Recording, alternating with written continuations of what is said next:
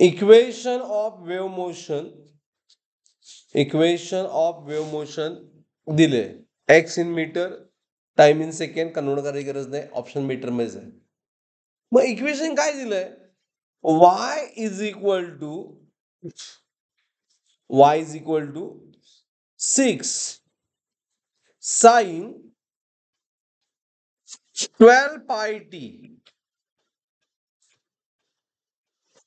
minus 0.02 pi x plus pi by 2. Is it right? Compare कशावर करायचं सांगा. ए sign हा 2 पाय आउटसाइड आहे, इनसाइड आहे, म्हणजे ओमेगा टी, बरोबर आहे की नाही, मायनस के एक्स प्लस पाय. मग इमिजिएटली ओमेगा किती आहे? 12 pi radian per second. And K किती आहे? के इज 0.02 पाय. आता ऐका, एक मिनिट ऐका. आणि फाइंड करायचंय वेलॉसिटी. मग सांगा वेलॉसिटीला कुठला फॉर्म्युला यूज करणार?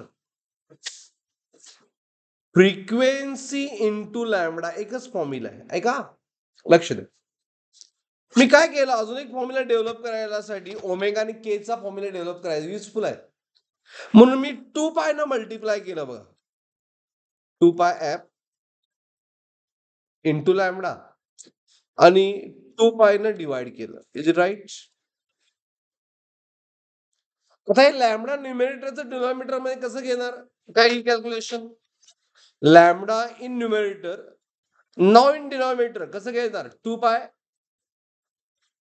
Bye lambda. मग सांगा मला 2 पाय एफ म्हणजे काय? Omega. And 2 pi by lambda म्हणजे के. मग एवढं करायचं नाही, फॉर्म्युला लक्षात ठेवायचं, V is omega by K. Understood? करा solve. Since omega is 2 pi F and k is 2 pi by lambda.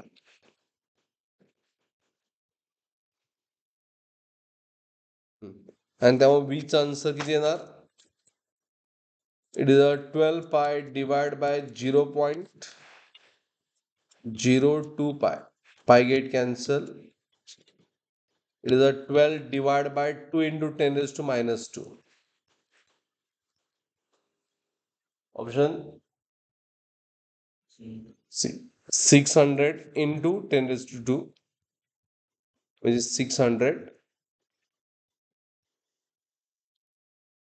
meter per second. So ह्यामधलं इम्पॉर्टंट कुठला? This formula you have to remember. ही हिंट आहे, म्हणजे इथून directly you have to solve this. आता लिहून घ्या सगळं, काय प्रॉब्लेम नाही. हे झाला तुझा formula K by omega by पर हा हो लिहा की, कारण तुम्ही थेरीला नव्हता ना. जेव्हा तुम्ही थेरीला नव्हता त्यावेळी मी हे घेतलेलं. काल आपला हा फॉर्म्युला झाला नव्हता, मी चुकलं तुमचं म्हणून रिवाइज केलं होतं.